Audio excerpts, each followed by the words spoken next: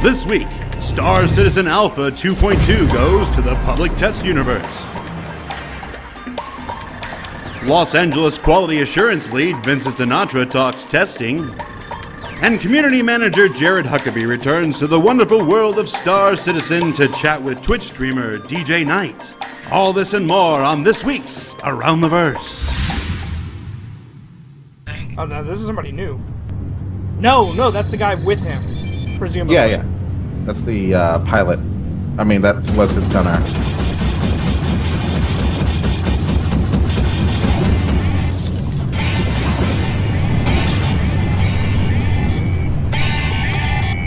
You think he actually went to 275 this time? It's a possibility. No, it has. Charging. Yes, he did.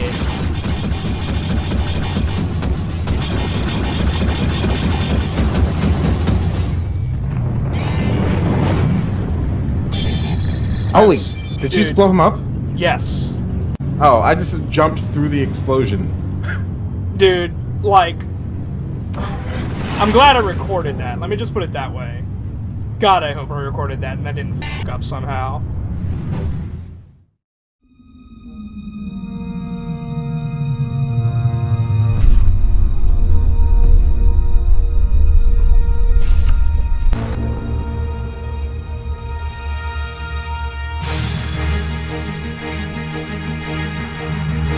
It takes some real luck to follow someone through quantum drive. I'm going to try that.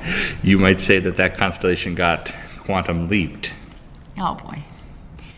Anyway, hey everybody, welcome to this week's episode of Around the Verse. I'm Sandy Gardner. I'm Ben Lesnick. Sandy and I have been working on Star Citizen ever since the start of the project. She is the brains behind our marketing campaign. And Ben makes some pretty cool spaceships and has a very long title. For those of you new to the show, Around the Verse is your weekly update by the Star Citizen team, about the Star Citizen team and our incredible community. We show you how the game's being made and we introduce you to some of the great people who have been supporting it.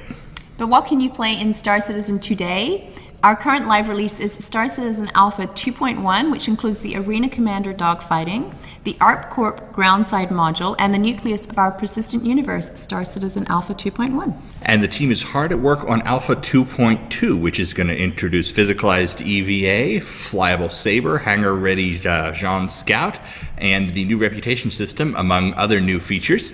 That went live to PTU on Monday night, and our community bug seekers have been having a field day with it.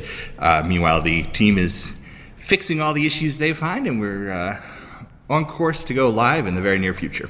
The Jean Scout actually looks pretty cool. I don't know, have you tried the saber flying yet? I haven't flown the saber yet, but every single, I was following Reddit, and every single post was, look how cool the Jean Scout is, look how cool Jean Scout is. It is pretty cool. The PTU is being rolled out using a new wave system aimed at getting the build to the backers who have done the most testing. So if you want to be the first for a future PTU, then get in there and test as much as you can when it becomes available. The latest issue of Jump Point, our monthly subscriber magazine, is available in your subscriber areas. It follows the development of the Jean Scout from concept to hangar readiness, and it introduces you to the team behind our modular space stations, which you are already exploring in 2.1. And the ship team have kicked off two long-awaited ships, the Drake Buccaneer and the R.S.I. Polaris Corvette. Matt Sherman, who is heading up the Buccaneer design, has requested backers to help us collect reference artwork. So head over to the forums and let him know what you think the next pirate fighter should look like. Buccaneer is going to be really cool. This is the ship a lot of people wanted with the Cutlass, a super maneuverable light pirate fighter. Everything I've seen so far is really cool, and we're gonna do a good ship here. Thanks to the subscribers who came out on Wednesday to make this month's R.T.V. bonus round a success. Star Citizen's writing team was really happy for the chance to talk lore with backers, and I think it was vice versa, and here's a clip. We haven't talked about the Galactopedia in a while, and we've added several 100,000 Star Citizens since we have. Why don't you tell us what the Galactopedia is, for those who may not be familiar with it? It's the in-game encyclopedia of everything Star Citizen. Think Wikipedia, but better maintained. Oh, shots fired. No, not shots fired. I love Wikipedia. I could listen to those guys talk lore all day. But instead, let's listen to our studios from around the world who are hard at work on Star Citizen. Let's check in. News from around the verse. Around the verse.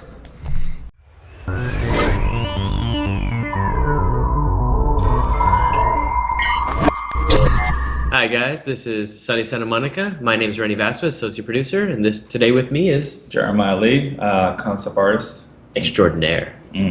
So this week in Santa Monica, we've been working a lot on handling some of the live stuff for me in particular, to try to get PTU pushed out as well as set playtest up and get all those bugs and all those crashes and stuff kind of like given out to my team. I know Paul and Kirk have been really focusing on just 2.2 stuff, trying to get everything ready for the patch as well as all the PTU pushes. And then the other part of the team, we've been working on new features as well as everybody's been kind of just pitching it for 2.2. I know that components and everything's going to be refactored, and Sherman and Calyx have been doing some things. Also, Calyx is also working on the Caterpillar recently, so I'm actually really excited about that. What do you got on your side? On the art side, we have Grimlock working on the Caterpillar concept with Mark Skelton and also Elman, and they're trying to make sure everything fits together and runs perfectly in the game. And on the character side, I'm currently wrapping up the Heavy Marines. Looks cool. And we got the undersuit and the Medium Marine approved. That's what And Omar's working Yeah, on. so Omar's working on. He's building the undersuit, the notorious suit that Chris has been talking about, which we're super excited. Nice. Well, we can't wait to show you guys everything. If anything, we'll see you in the verse. Have a good day, guys. Hey guys, Jake Ross here, associate producer of the Persistent Universe, and I'm here with you this week to go over a little bit about what's going on here in Austin. Last week I was in the UK, as some of you may have seen. I got to sync up with the guys out there and talk about production practices and workflow and things like that. A lot of kind of not really tangible things, but things that are important nonetheless. And so that was a very successful trip. And this week we are working on getting 2.2.0 out in your guys' hands. So we just released a PTU, and with that we released a public crash handler. So now you guys have access to the public crash handler whenever things go sour on your end, and you can let us know exactly what happened and when. It's a first iteration, so we are improving on that tool. To account for things that are more like, adding repro steps and things like that. But it's a pretty good first release, I think, and I hope you guys are able to get some good use out of it.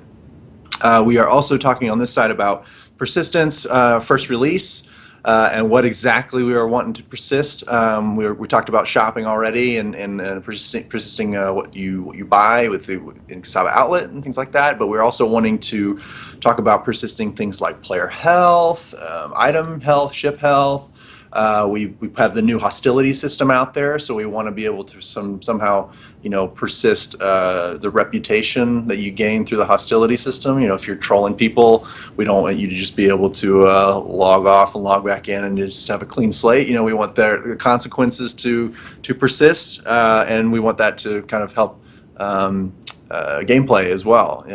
People who are actually trying to track you down if you do bad things. So it's all things that we're kind of discussing on this end that we want to persist in the near future, but we don't know exactly when that near future is just yet. So we're kind of road mapping that stuff out. Last thing I'll mention is that a couple months back, Imra, our lighting artist here in Austin, updated the hangar lighting for the Southland and Revel and York hangar.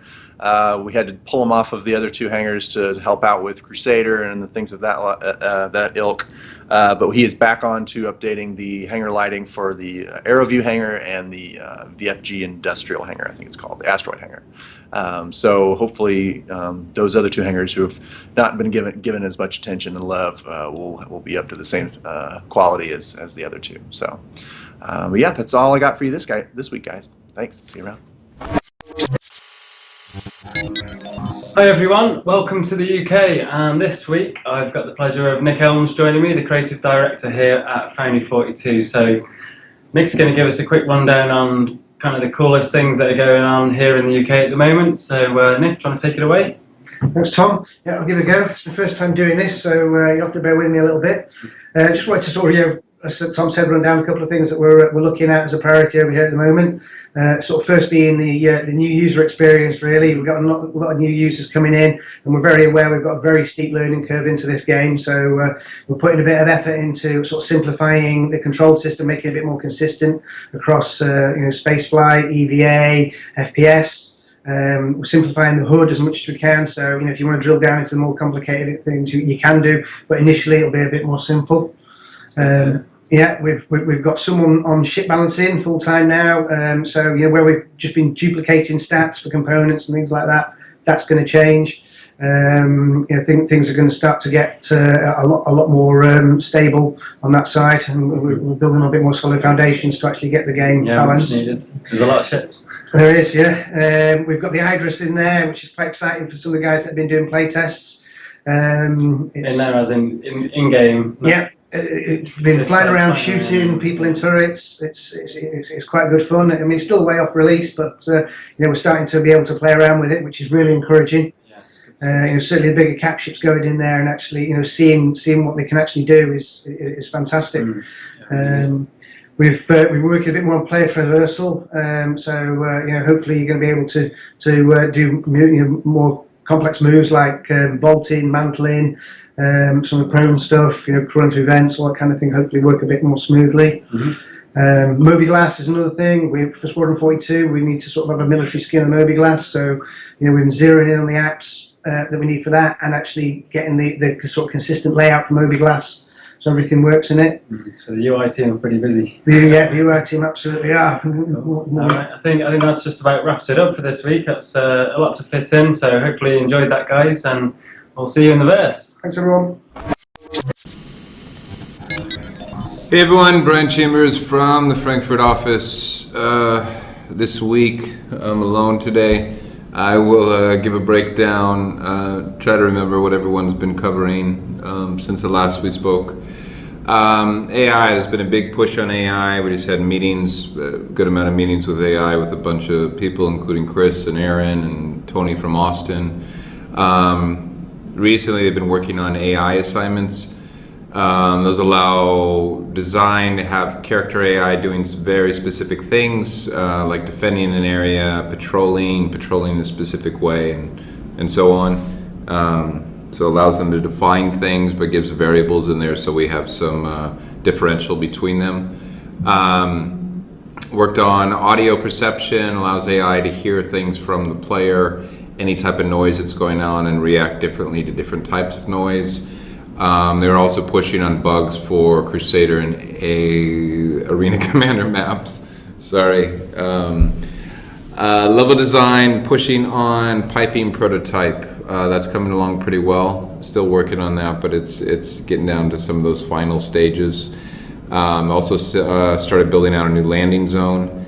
On system design, you can imagine as those closely tied with AI, they've been doing a lot of AI work themselves. Behavior and prototyping, implementation of different AI, designing AI archetypes. So, really seeing what archetypes are needed in a more defined way. We obviously have the high level ones, but now it's drilling in and saying, okay, what specific stuff do we need here, and what does the world need? Also, accuracy design for AI. System designers also working on looting prototype, designing player oxygen consumption, which should be interesting. They got some pretty interesting ideas there. Also designing quantum and interdiction. On weapon art, recently we were saying how they've gone through and kind of did a pass on all the metrics to define those and get the weapons all where they need to be. So basically indexed all the ship weapons, so now they're all properly listed and detailed out internally with the correct metrics, so that now would allow the team to be able to build off of those. We re-exported that process, re-exported all the ship weapons with their new size base on those metrics to make sure they're all aligned. And then that gives us a level base where we could then tune if needed from there. Started working on a new railgun. It's gone through the concept phase and so on. So now it's to the point where the guys can actually start working on it. Finished work on improved rail system for all weaponry to accommodate attachments better. Again, kind of building up these base foundations that allow us to, as we progress, to make things more efficient and do things easier. Also started working on updating grenades. Use new material system and so on, and based on new budgets we've created, including the LODs and everything. On the engine side, they focused definitely a bit on bug fixes for the live releases. It's always important for us to dial those in so players have more of an opportunity to have fun. This is definitely still alpha, but we want to dial in as tight as possible so we make sure that even what's out there is the best experience we can. We're always building on something that's solid. Continued working on the physicalized EVA controls and collision detection, and also pushing more on the procedural planning tech. On the procedural stuff, it's interesting because we're currently improving how the different layers from height maps blend into each other, so they form good, nice terrain. And also looking at the height maps and maybe having custom height maps for some of the procedural stuff and so on. On cinematics, we had a new guy start, Michelle. He's working with one of our other cinematic animators, Oscar, and they're jumping into one of the chapters and starting to sort out some of those scenes. The cinematic designers, the guys that put all the parts and pieces together, they're currently working on 2 other chapters in parallel. And the stuff that's interesting about that is they're working on some chapters right now that they're a lot featured mostly in cinematics. In those locations. So the cinematic team now has the ability to go in and really kind of help create the mood and the feel and so on for those areas. So they're having fun with that. And we're also pushing on tools with one of the engine guys to get track view tools up to a point where we need to where Hannes and the guys can be more efficient. Also from there, VFX, continuing to push on stuff and so on. So I think I've already run over my normal time. Next week I'll try to bring in one of the guys. Still trying to get one of the tech guys in here to talk to you, but they're always so damn busy. But yeah, thanks again, and see you next week. Thanks, guys. Around the Verse will be visiting our European studios later this summer. Right after Gamescom, we'll be going to Frankfurt and also to the UK to do some filming and get all of those folks that you haven't seen on camera. I am looking forward to our European adventure. Meanwhile, closer to home, Jared has an interview with CIG Los Angeles' new head of our QA team, Vincent Sinatra.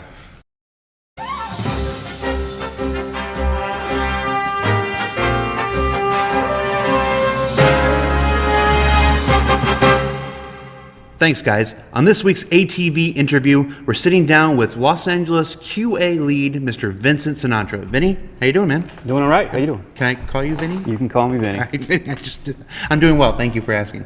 Now, you're the quality assurance lead here in the Los Angeles studio. Correct. What's that do? We've had a couple QA people on the show before, but just give us a top-level rundown. What's quality assurance?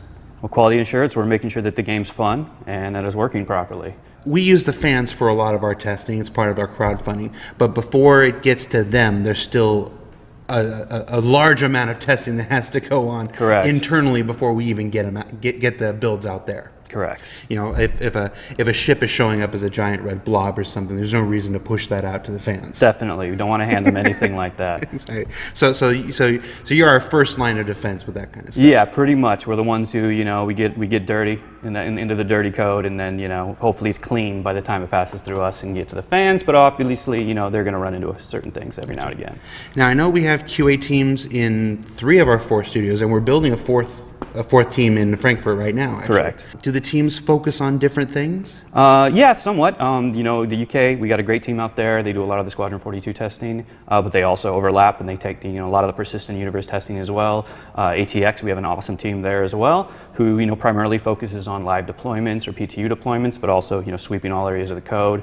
We like to have our QA people become specialized in certain aspects of the code, so we know we have an authority on sort of each aspect. There's a ship guy, there's someone who's doing first-person shooter stuff, there's other people who are handling the editor tools, and that way both devs and other QA people know who to go to when they need to ask certain questions. Gotcha. And one of your focuses is the ship stuff. Most definitely. Here in LA, since we're primarily an embedded test team, kept small and focused, we focus on the ships and make sure we get those out on time. Gotcha. And people may have seen you in the forums. You've been posting in the shipyard forums. Mayo Fumato, yeah. I'm sorry, what? Mayo Fumato. It's a misspelled Fumato. Japanese word, so it doesn't really exist. Right. But Mayo Fumato. Mayo Fumato. That's my handle. I got it. You didn't think I was going to get it, did you? See, Mayo Fumato. That's you. That's me. When people see you on the forums. Primarily focused on ship stuff. Recently, you were gathering feedback on the 300 series and was it the Aurora? Aurora, the Constellation, the Gladius, the Gladiator. We had a whole bunch. Yeah. Now that's not that doesn't mean that we're doing a remodel or a remake right away. That's just part of the process. It's part of the process. A lot of it was part of my own edification, just to kind of get the history of these ships, because I know they've been around a long time, and I kind of wanted to see how they changed. And, get the public's feedback on it, and that way I could jump to the code myself and say, hey, you know what? They're really right about this. I should probably turn this into a bug or something like that. Gotcha. Now, a lot of the work lately must be 2.2 focused. Yeah, we're all over 2.2 right now. Now, we are filming this on Monday, so there's no telling whether 2.2 will be out by the time this is viewed. But take us through some of the steps. Take us through some of the things that you guys would be testing in the lead up to a release. Well, primarily stability. Okay. That's one of the things we're really focused on when it comes to the PTU and the live. Because if we're getting broken code and people are crashing all the time or the servers are coming down, we're not going to be able to get any decent data from the PTU. The players are just going to say, hey, it crashed.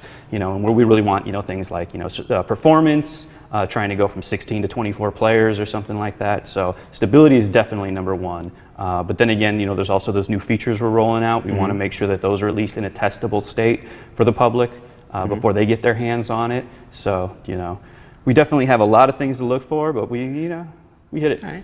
So take me through that. We've got a new ship that's becoming flyable with 2.2, the Saber. Correct.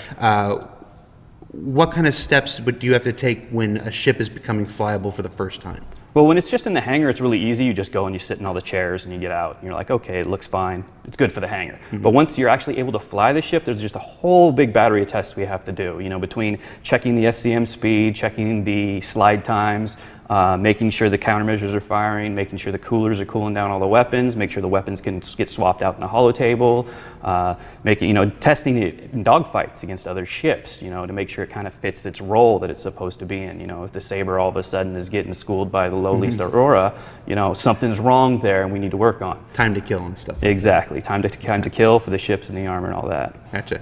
Now you mentioned the coolers. One of the new features in 2.2 is we're adding coolers and power plants as usable functioning items now. Yes. So take me through a little bit of that. What does a cooler do and what does a power plant do? Well, power plant's generating power for your ship and it's getting it to all your different systems. So if something goes wrong with the power plant, systems aren't going to get power, weapons aren't going to fire, shields aren't going to work. Coolers are going to be cooling down everything that could possibly overheat. So when your weapons overheat, you see a little gauge starts filling up, goes into overheat mode. Cooler is what makes it go back down. Gotcha. And you'll be able to upgrade your cooler or your power plant to either supply more power to these things or to allow you more time before they overheat. Correct. Okay. In addition to the Saber and the new items, we've got the Xi'an Scout that's going into the hangar. You already talked a little bit about that. The test, make sure you can get in, make sure you can get out. Pretty much. Make sure it stays flat on the plane and doesn't jiggle around or start moving around or end up below the ground plane or anything like that. I remember many early days, we'd log in and the buggy would be bouncing around. Yeah, the first time the Scout was in there, it was actually, you kind of looked like a land shark because just one fin was above the ground and it was kind of dancing around there and it was kind of hard to find, but we got that straightened out. Nice.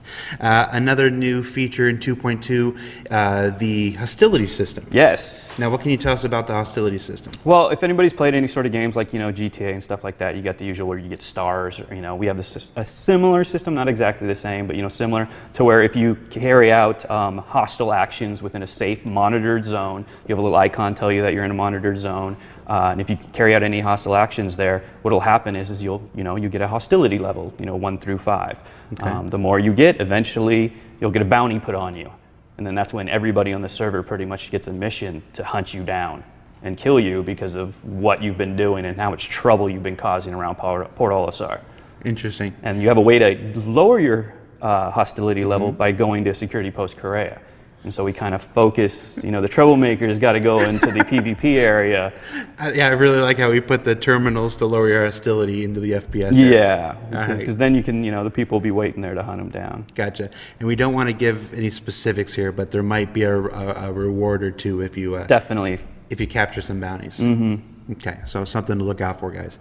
So hostility system. Sabers flyable, Xi'an scouts going into the hangar. We've got coolers and power plants. It seems like a pretty big patch. Yeah. All right. Let's go back and talk about you a little bit more. Where'd you come from to Star Citizen? Well, I have a long experience in the industry in QA. I was at Activision for about a decade, working on various titles. Yes. Yeah, I know. The Great Satan. Working on a bunch of movie titles, Call of Duty, and that sort of stuff. And then I, went and did a little bit of freelance QA. I was working on much smaller things, little handheld teaching apps. So I've worked for the biggest of the big and the smallest of the small, and now I'm really happy to be here at Star Citizen because I finally get to work on a genre that I know and love, and it's true to my heart. Space combat. Space combat. What other space combat games have you played? Oh, I've played as many as I could get my hands on. I'm an old school X-Wing, XBT fan. Of course, the Wing Commander series. I geeked out hard the first time I met Chris Roberts because I played all those games as well. So, pretty much anyone I can get my hands on whenever I can, be a stick jock. I'm all about it. Cool. How long have you been here now? Only about 4 months. Is that it? Yeah. Seems like you've been here longer. Well, I have that kind of face. You have that kind of effect on people. It makes time seem like it slows down. It drags down, right. Yeah. Vinny, I think that's all we got today. Thanks for coming by. Hey, thanks for having me. Taking the time to chat with us. Oh, yeah. All right, Vinny Sinatra, Los Angeles QA lead. Back to you guys. Say back to you guys. Back to you guys.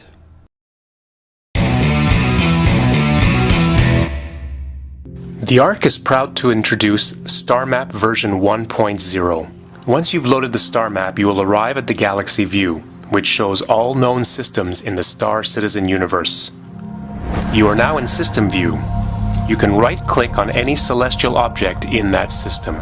The star map will let you keep up with its pace directly from the site.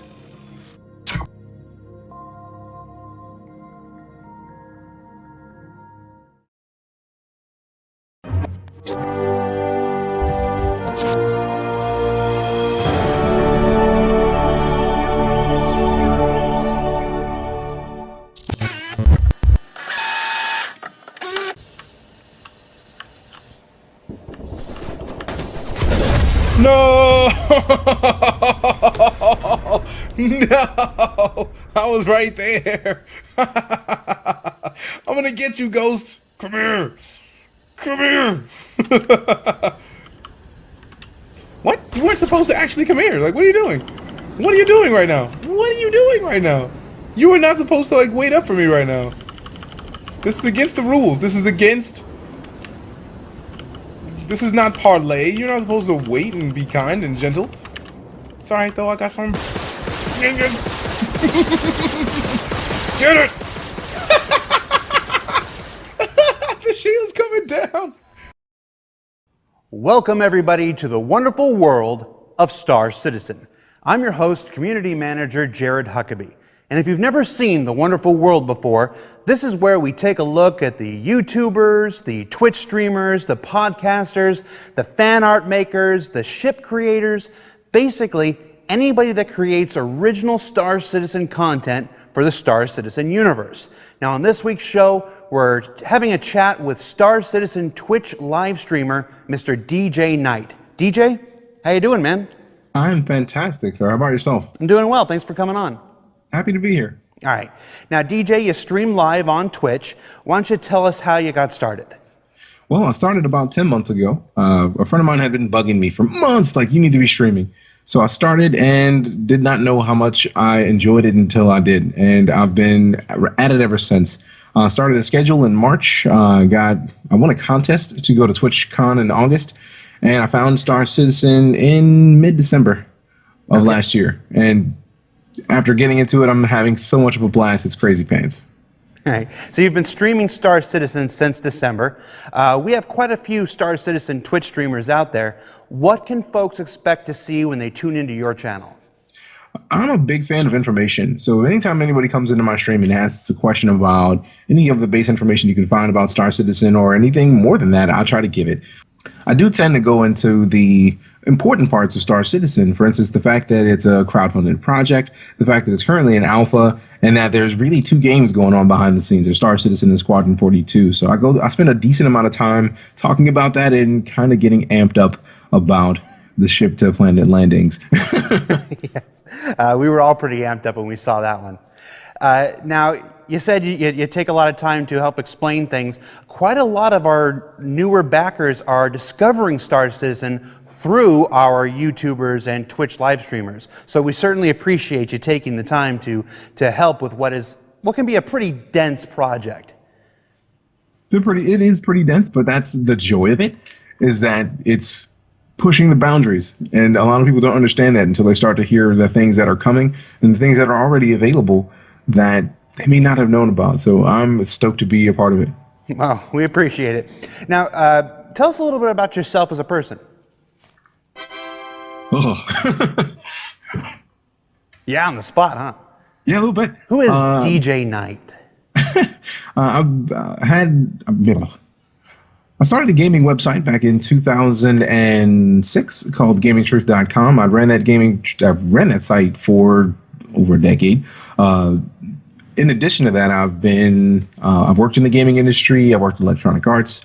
I've worked on a couple smaller indie titles, and I do have a fair knowledge of game design itself. I actually teach in a game design degree, so I'm fairly well versed in how gaming development works. So that I think it gives me a little bit of a unique perspective on informing people about how amazing the status of Star Citizen is right now, especially being in alpha. It definitely shows when folks look at your stream. You brought up Star Citizen Alpha. What's your favorite thing to do in the alpha right now? Kovalex Shipping Hub. I'm a big fan of that hub, mostly because the mission itself is so well done. The voice acting, the atmosphere, it just feels creepy while you're going through it, and it's a fantastic example of how you would think that like atmosphere doesn't play a big part, but it's huge, and that mission shows it off very well. In addition to having a big Benny's vending machine that caused a whole lot of ruckus recently. Yes, folks have been taking that vending machine to all kinds of exciting places throughout Crusader. Yeah, the Big Benny's Summit Challenge is essentially taking the Big Benny's vending machine from Kovalex Shipping Hub into your ship and all the way back to the room you spawn in Port Olisar, which can be a fairly lengthy journey. Yeah, I've logged in once or twice and seen folks doing personal barrel rolls on the floor, trying to get the machine up over the last step into their starting location. It can definitely take a bit, but it's a blast to get it done. All right. Now, besides Kovalex Shipping Hub, I noticed you play a lot of Arena Commander. What's your favorite ship to fly in Arena Commander? Easily, hands down right now, my favorite ship is the Aegis Avenger Stalker. I'm a big fan of Aegis as an Air Force veteran. For me, it's a huge, huge deal to find more fighter-like ships, and all of their ships kind of have that design language. But the thing about the Avenger Stalker that gets me is the fact that it has the bounty base in the back, which leads heavily toward what I want to do when the game starts and be a bounty hunter. All right. Well, there goes my next question. What do you want to do in the PU? So, thanks. Wrapping up, is there any special message you want to give to the Star Citizen community? Well, the biggest thing I can tell the Star Citizen community is thank you. I just started streaming in December, and even with the issues that I was having with my computer, with just keeping things running smoothly in the beginning was different. but the entire time since then to now, the fans, the community, the streamers, like everybody has shown me nothing but welcome and support. And I immensely appreciate that, which is why I'm extremely happy to be a part of the Star Citizen community. And I look forward to seeing everything that's coming up soon. Well, we're glad to have you a part of the Star Citizen community. And thanks for taking the time to live stream Star Citizen and to help those along who discover the game through your Twitch channel.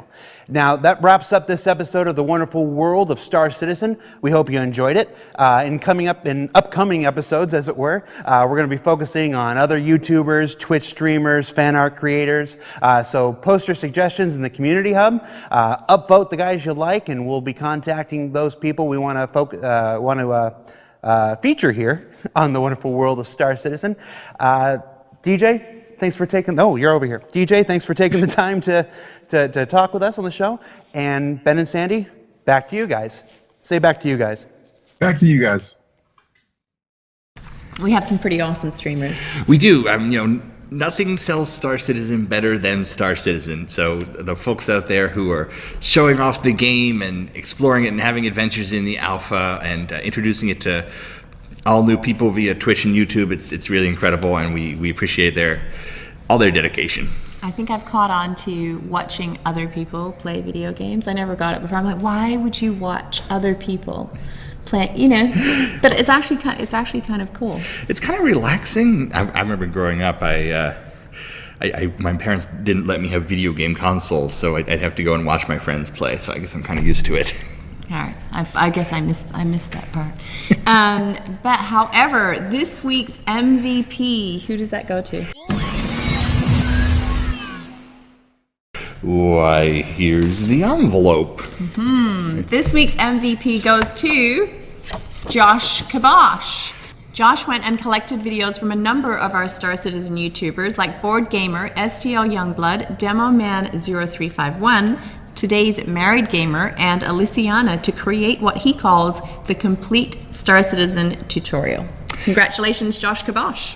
Demo Man 0351. That is my favorite number of Demo Man. But our folks out there who are creating tutorials are equally as important as our streamers. One of the elements of our development is that we have to, conserve our resources and continuing moving forward with new mechanics, new features, and so on. That means we don't always have time to go back and teach people how to play each iteration of the game. So we truly, truly appreciate the amount of effort and skill that our community puts into sharing that information with others. And for this week's Art Sneak Peek, what is it? Here it is! Yay! That was it. That was it. It was Ben's hands. Yeah.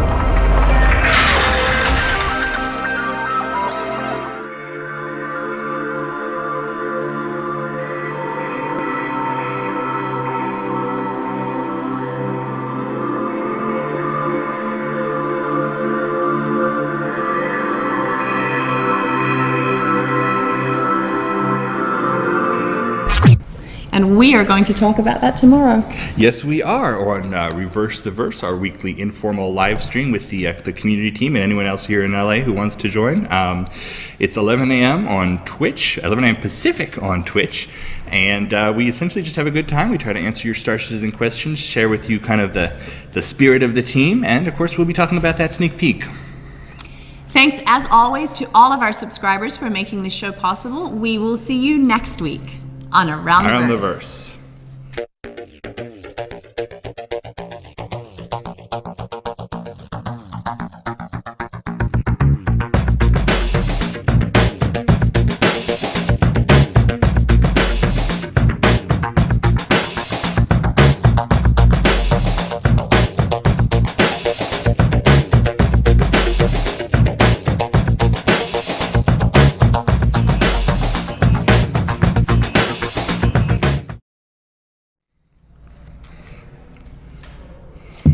Is that okay?